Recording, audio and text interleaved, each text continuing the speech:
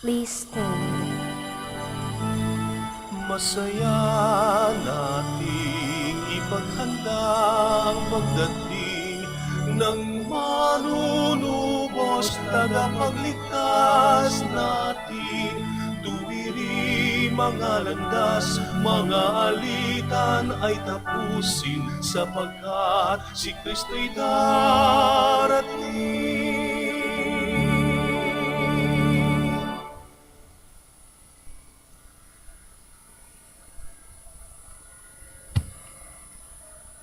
In the name of the Father, and of the Son, and of the Holy Spirit. Amen. The grace of our Lord Jesus Christ, and the love of God, and the communion of the Holy Spirit be with you all. And with your spirit. Good morning and welcome to the Shrine and Minor Basilica of Our Lady of the Rosary of Manaoag.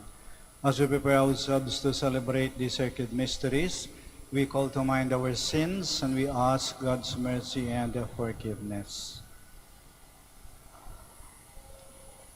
In all humility, all together we say, I confess to Almighty God and to you, my brothers and sisters, that I have greatly sinned in my thoughts and in my words, in what I have done and in what I have failed to do. To my fault, to my most grievous fault. Therefore I ask Blessed Mary, ever Virgin, all the angels and saints, and you, my brothers and sisters, to pray for me to the Lord our God. May Almighty God have mercy on us, forgive us our sins, and bring us to everlasting life. Amen. Lord, have mercy. Lord, have mercy. Christ, have mercy. Christ, have mercy. Lord, have mercy. Lord, have mercy. Let us pray.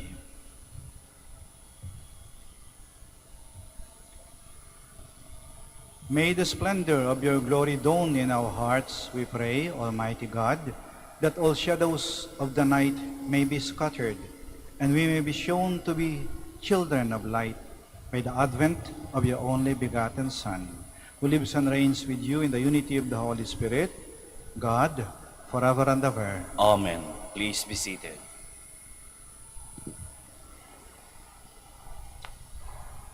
A reading from the book of Sirach.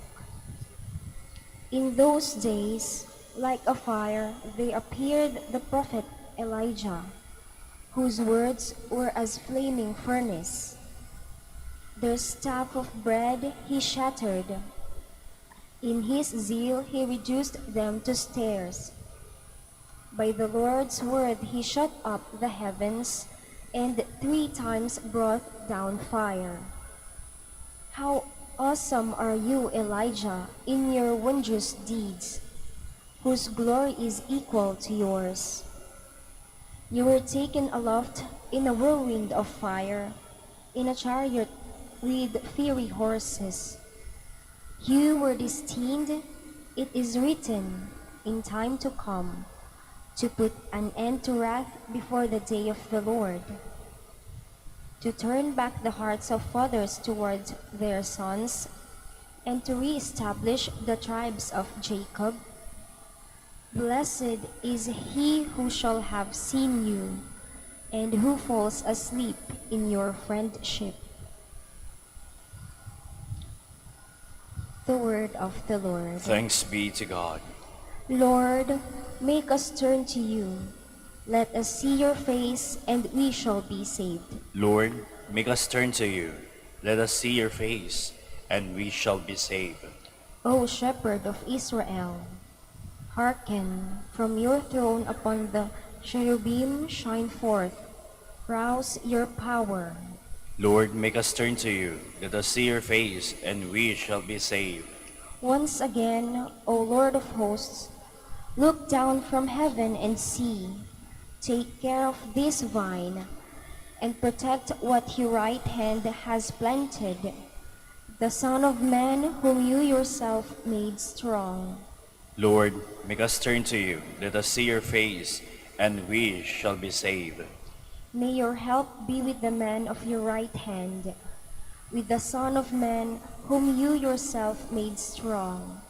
Then we will no more withdraw from you.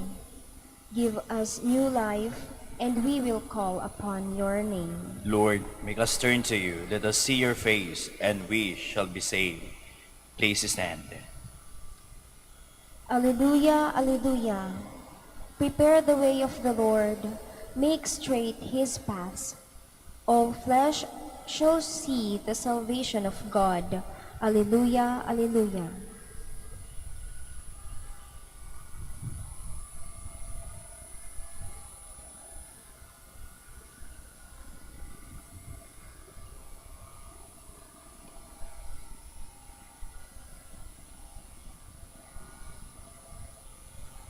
The Lord be with you. And with your spirit. A reading from the Holy Gospel according to Matthew.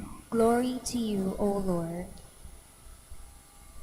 As they were coming down from the mountain, the disciples asked Jesus, "Why do the scribes say Elijah must come first?" And he said in reply, "Elijah will indeed come and restore all things. But I tell you that Elijah has already come, and they did not recognize him, but did to him whatever they pleased. So also the Son of Man will suffer at their hands." Then the disciples understood that he was speaking to them of John the Baptist. The Gospel of the Lord. Praise to you, Lord Jesus Christ. Please be seated. Tayo po ngayon ay nasa panahon ng Adbyento.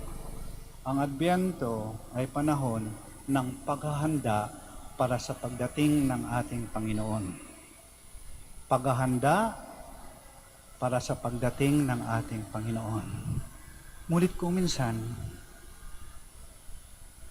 natutuon lang ating pansin, ang focus natin ay sa paghahanda at nakalimutan na natin ang mismong pagdating ng Panginoon. Nakapokus na sa paghahanda. Pero busy kayo. Naghanda para sa Christmas party, pasyal-pasyal para manood ng mga Christmas decorations, naghanda para exchange gift, naghanda para sa reunion, o naghanda para sa celebrations. Paghahanda.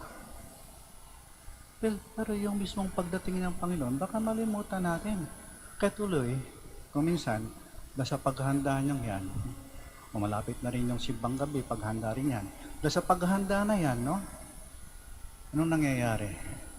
Pagdating ng araw ng Pasko, yung pagdating ng Panginoon, anong nangyayari sa atin? Pagod ang ating katawan. Masakit ang ating ulo. Pagod na pagod. Saan masakit yung ating bulsa? Maraming nagasta. Diba, masakit ang tiyan, maraming nakain, hindi natunawan. Diba, masakit yung kalooban kahit nasa Christmas party, may nakaaway. Kaya yung pagdating ng Panginoon, lumilipas na parang walang nangyari. Inatuon sa paghahanda Yung mismong pagdating, nalimutan natin. Doon naubos ang ating lakas, ang ating panahon sa paghahanda. Yung mismong pagdating ay ating nakalimutan. Ano bang magandang paraan ng paghahanda para sa pagdating ng Panginoon? Itong ginagawa natin. Nagdadasal, nagsisimba, nagdinilay. Yung bang malalim? Di ba sa ating pagdadasal, bagay ng ating paghahanda para sa Pasko, yung pagsuri ng ating sarili? May nangyari ba sa akin dahil sa pandemyang to? May natutunan ba ako? Nabigyang halaga ako ba ang mga tunay na bigyang halaga? Yung dapat talagang bigyang halaga. Yung talagang mahal ko. Yung buhay, yung mga mahal ko sa buhay, yung aking kabuhayan. Nabigyang halaga ako ba ito? Ginagampanan ko ba ang aking tungkulin sa aking pamilya, sa aking magulang, sa aking asawa, sa aking kapatid? Nakipagbati ba ako sa mga kaaway ko? Inayos ko na ba yung problema namin sa pamilya o sa trabaho? Humingi na ba ako ng tawad sa dapat kong hingan ng patawad? Yung dapat kong ihinto, hininto ko na ba? Yung alam kong mali, tinigilan ko na ba? Yun ang malalim na paghahanda.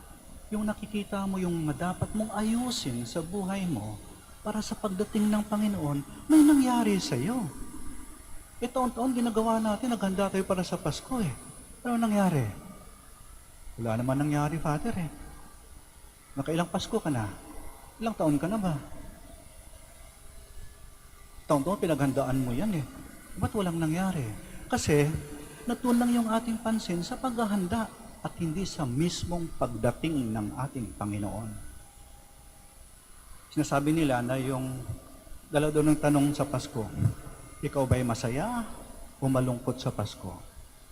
Mali.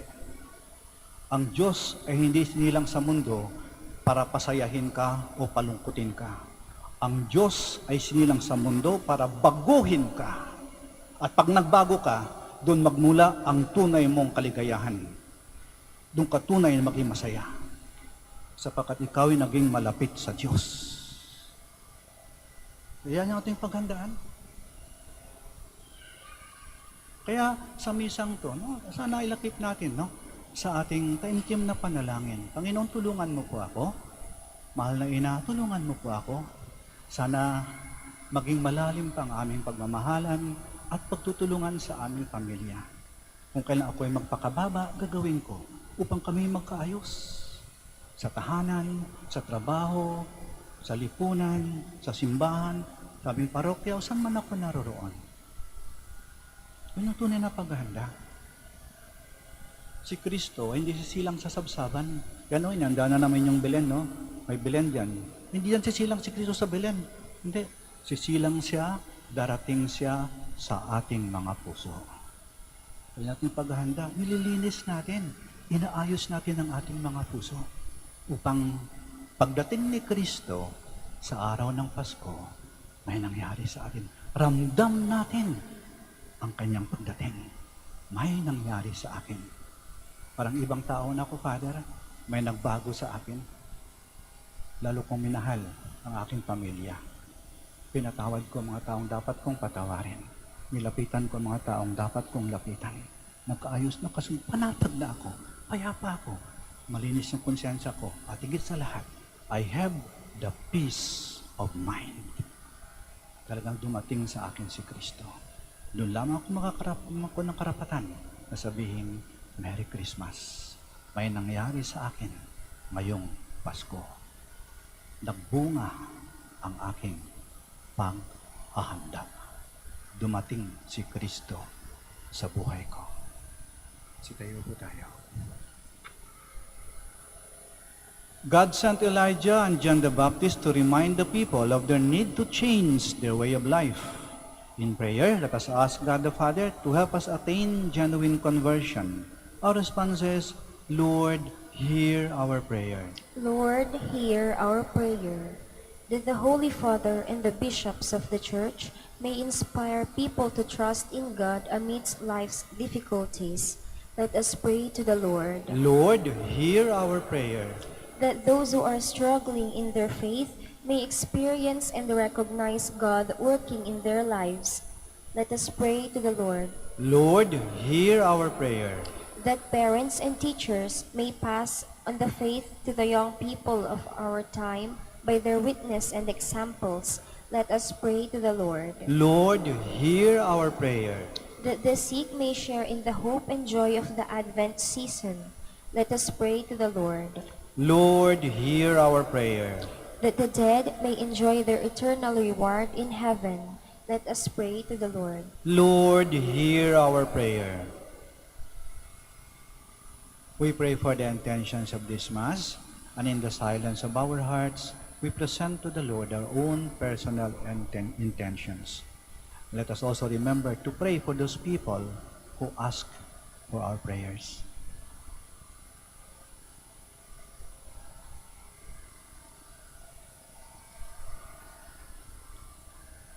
God our Father, during this season of Advent, help us prepare and make straight our path so that we may be ready for the coming of Christ, who is Lord forever and ever. Amen. Please be seated.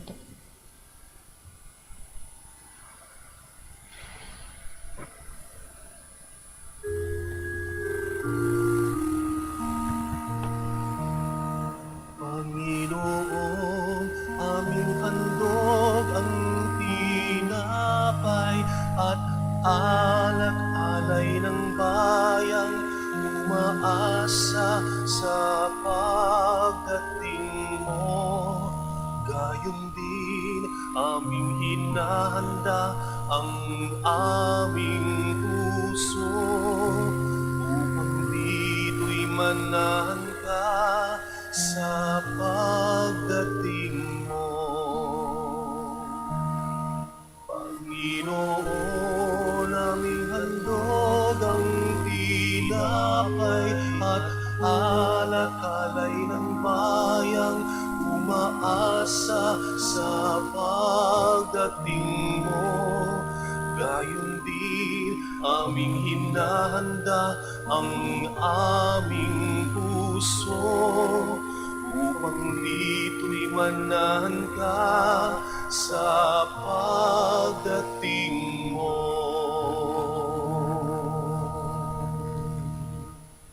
Please stand. Pray, my dear sisters and brothers, that our sacrifice may be acceptable to God, the Almighty Father. May the Lord accept the sacrifice at your hands for the praise and glory of his name, for our good and the good of all his holy church. May the sacrifice of our worship, Lord, we pray, be offered to you unceasingly, to complete what was begun in sacred mystery, and powerfully accomplish for us your saving work, through Christ our Lord. Amen. The Lord be with you. And with your spirit, Lift up your hearts. we lift them up to the Lord. Let us give thanks to the Lord our God. It is right and just. It is truly right and just, our duty and our salvation, always and everywhere to give you thanks, Lord Holy Father, Almighty and eternal God, through Christ our Lord. For he assumed at his first coming the lowliness of human flesh, and so fulfilled the design you formed long ago, and opened for us the way to eternal salvation, that when he comes again in glory and majesty, and all is at last made manifest, we who watch for that day may inherit the great promise in which now we dare to hope. And so with angels and archangels, with thrones and dominions, and with all the hosts and powers of heaven, we sing the hymn of your glory, as without end we acclaim.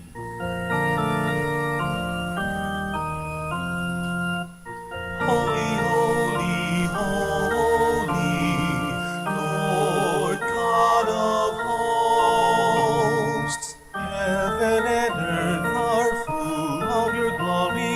Hosanna in the highest. Blessed is he who comes in the name of the Lord.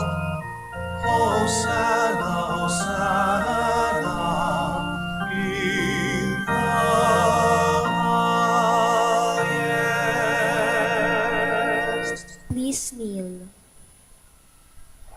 You are indeed holy, O Lord, the fount of all holiness.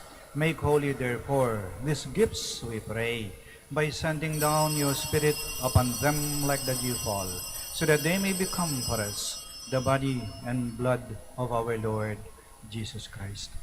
At the time he was betrayed and entered willingly into his passion, he took bread, and giving thanks, broke it, and gave it to his disciples, saying, "Take this, all of you, and eat of it, for this is my body, which will be given up for you."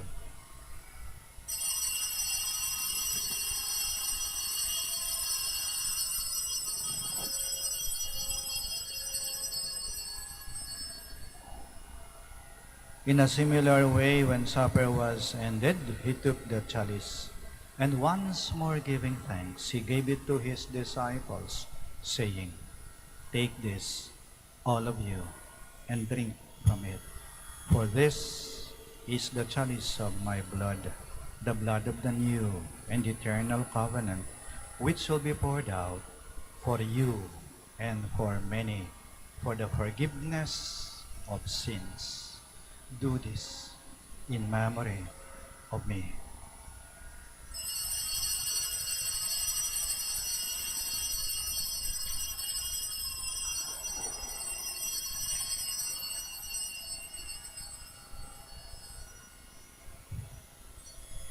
The mystery of faith.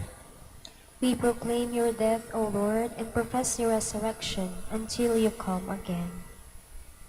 Therefore, as we celebrate the memorial of his death and resurrection, we offer you, Lord, the bread of life and the chalice of salvation, giving thanks that you've held us worthy to be in your presence and minister to you. Humbly we pray that partaking of the body and blood of Christ, we may be gathered into one by the Holy Spirit.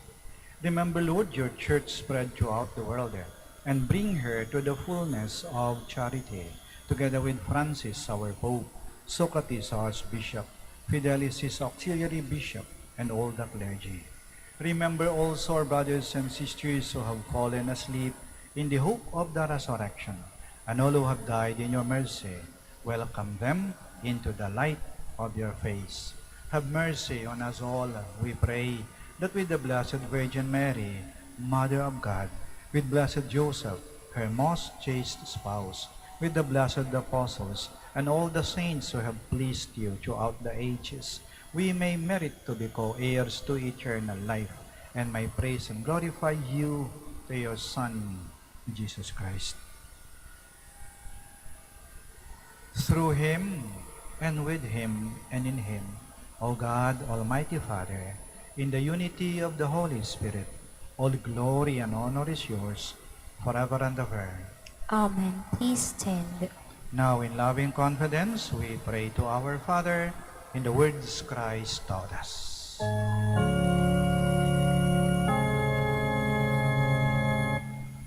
Amanin,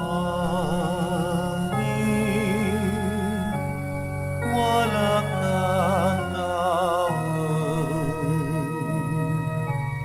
Nagalansyo, ngaran mo, unsabit si kami, panarian mo, ulo ay linawang jatali. Ulong agtawan, sa'y kanan nilagaw,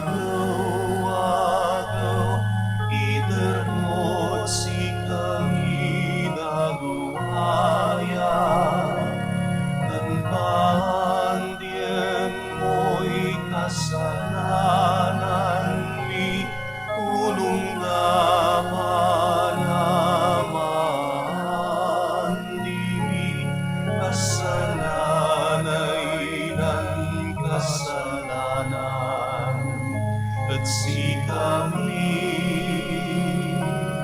tanag mo kami, itertuso, ilaban mo kami, maukas.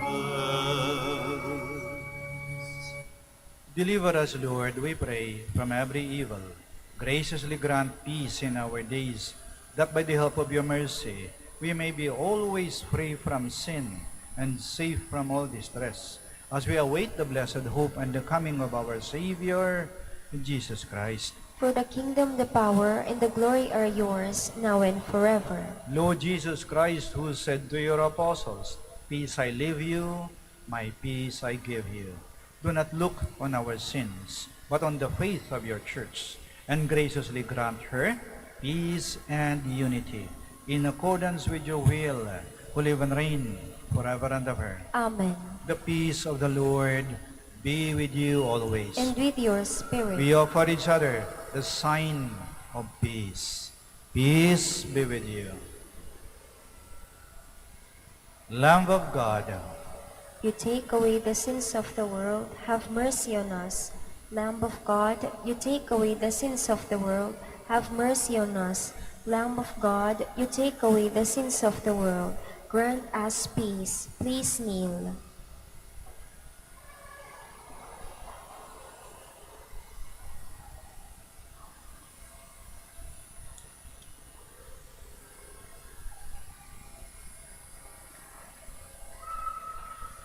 Here is Jesus Christ, the Lamb of God, who takes away the sins of the world.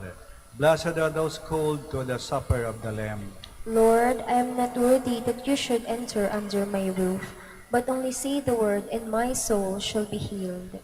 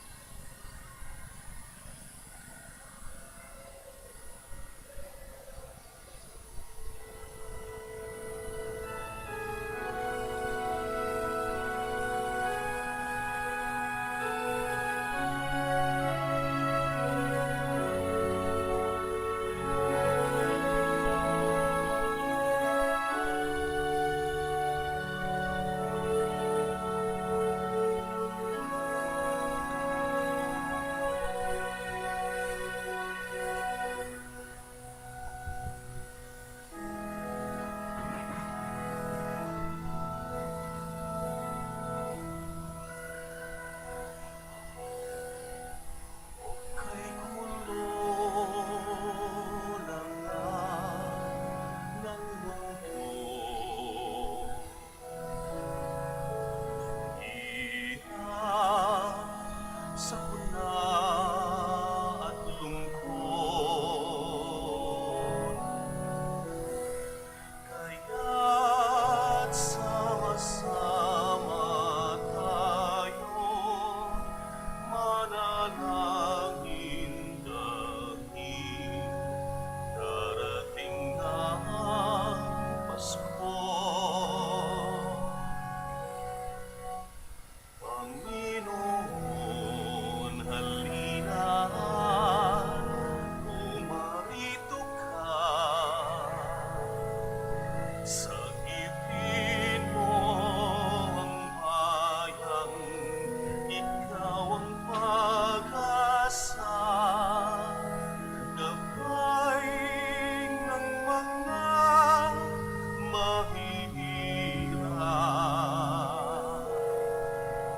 Panginoon, iligtas mo ang iyong bayan.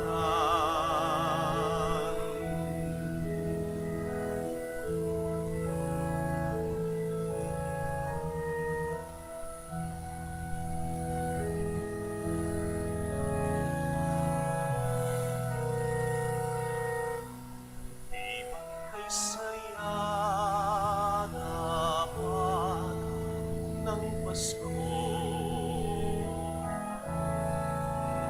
Kung bawat pamilya ay buo, kaya't idalangin natin ang bawat tahanan bago sumapit ang Pasko.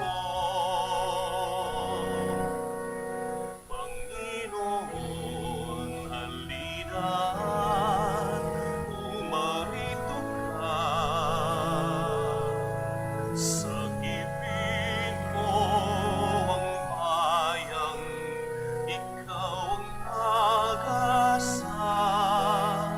Gabay ng mga mahihirap. Panginoon, iligtas mo ang iyong bayan.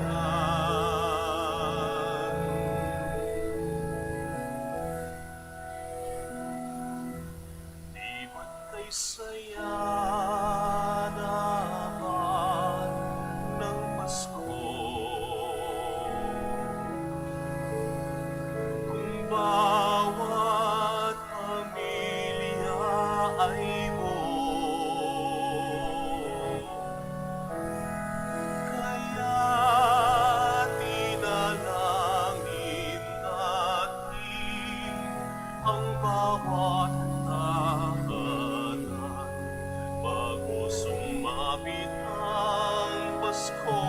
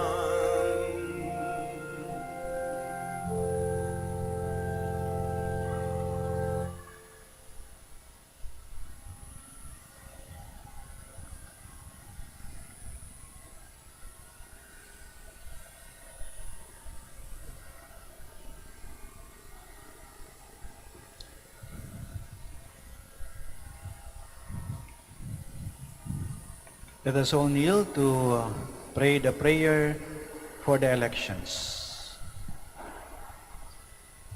Let us pray that the forthcoming national and local elections may truly reflect the will of God, who guides the destinies of all nations.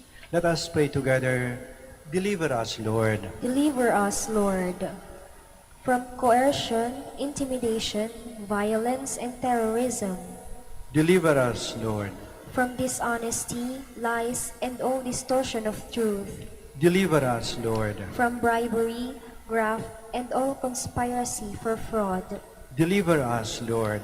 from gullibility to the deceptive and blindness of perspective, Deliver us, Lord. from threats, intimidation, and perverse language. Deliver us, Lord. Let us pray together.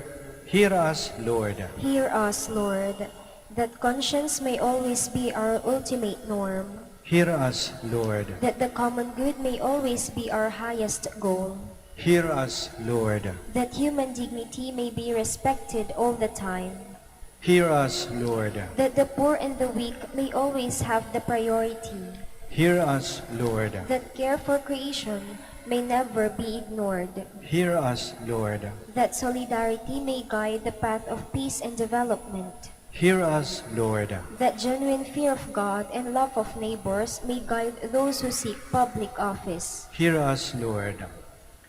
Let us pray. Shepherd of souls and Savior of the nations, politics is your gift to us, a call to serve others and to grow in holiness. Guide our politics as you guide our lives. May our political engagement for voters and candidates bring glory to your loving name and help us to grow in holiness forever and ever. Amen. Please stand. Let us pray. We implore your mercy, Lord, that this divine sustenance may cleanse us of our faults and prepare us for the coming feast. We ask this through Christ, our Lord. Amen. Maraming salamat po sa inyong pagdalo at pakikiisa sa banal na misa. Naway tayong lahat ay pagpalain ng ating Panginoon at ng ating mahal na ina at magawa natin yung nararapat na paghanda para sa pagdating ng ating Panginoon. Mag-ingat po kayo lagi. Hanggang sa muli po. The Lord be with you. And with your spirit. May Almighty God bless you, the Father, the Son, and the Holy Spirit. Amen. Our celebration of the Mass is ended. Go to love and to serve the Lord. Thanks be to God. Prayer for the blessing of the sick. God the Almighty Father, by your blessing you give us strength and support in our frailty. Turn with kindness toward our sick brothers and sisters. Free them from all illness and restore them to good health. To the intercession of Our Lady of the Rosary of Manaoag, we ask this through Christ our Lord. Amen. Prayer for the blessing of religious articles. In memory of the mysteries of the life, death, and resurrection of our Lord Jesus Christ, and to the honor and glory of the Blessed Virgin Mary, Mother of Christ and Mother of the Church, Our Lady of the Rosary of Manaoag, may these rosaries, candles, images, oils, scapulars, crucifixes, calendars, and other articles of devotion be blessed and made holy. In the name of the Father, and of the Son, and of the Holy Spirit. Amen.